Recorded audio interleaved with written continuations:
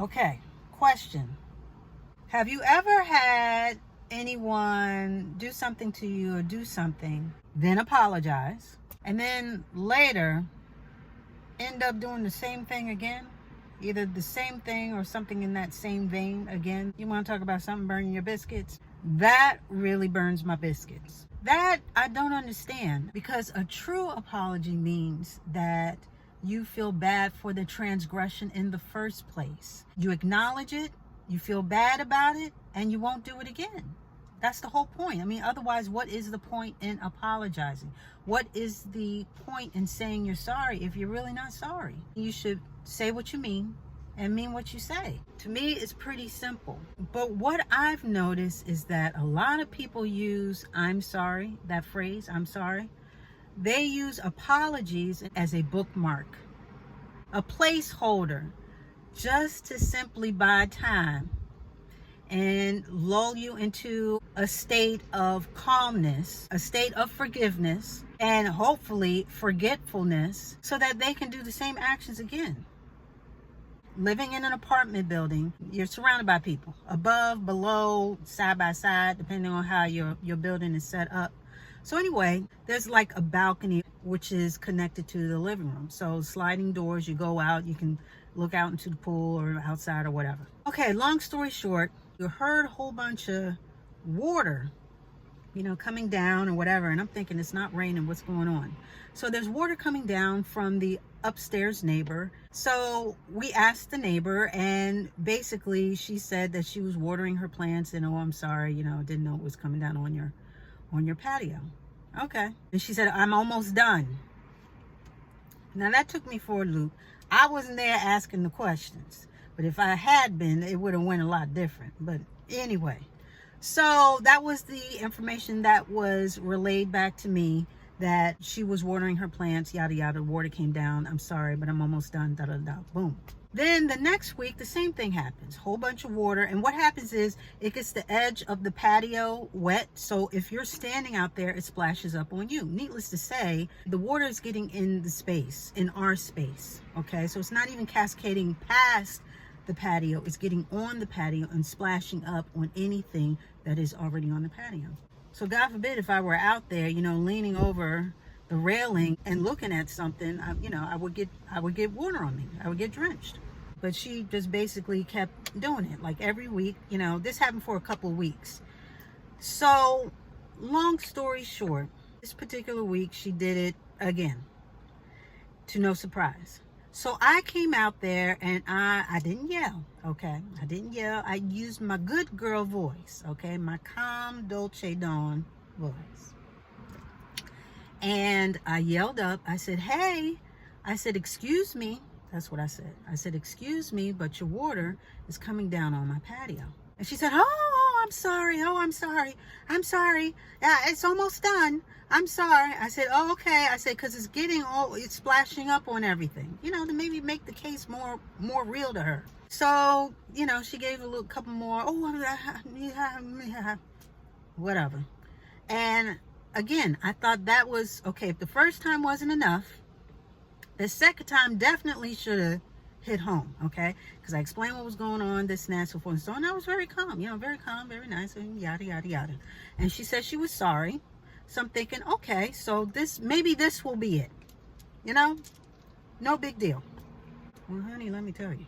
That next week, I went and I opened the door to the patio, and I saw that the ridge of the patio was wet, as if she had watered her plants. So I'm thinking, okay, maybe I missed it because I didn't hear anything.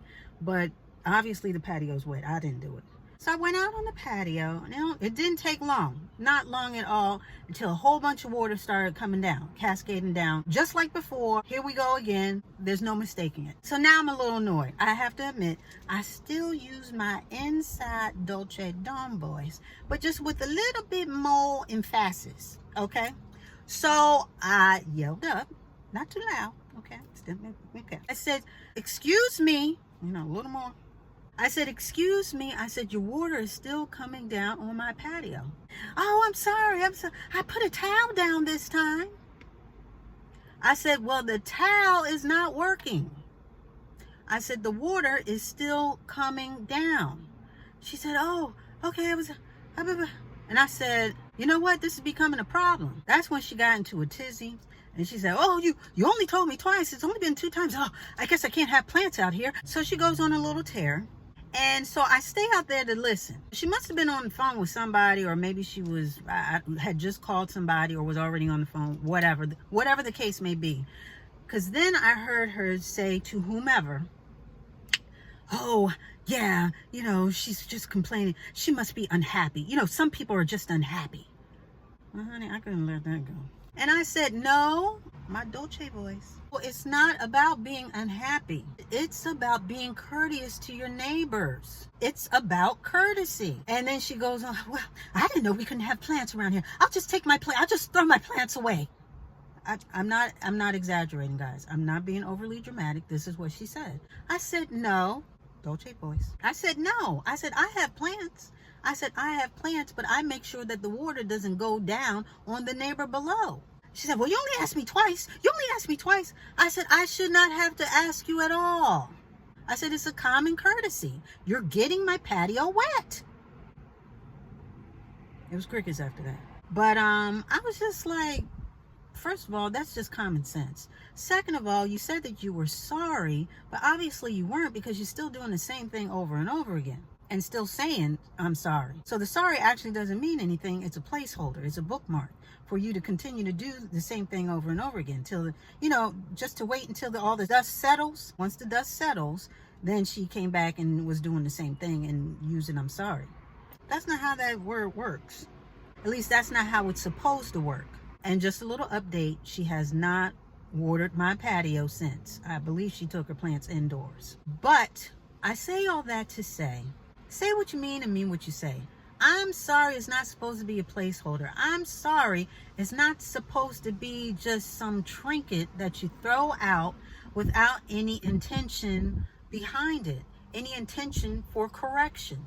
So I'm sorry is supposed to lead you to a 180, not a 360. 180 puts you to the opposite of whatever you were doing or wherever you were standing.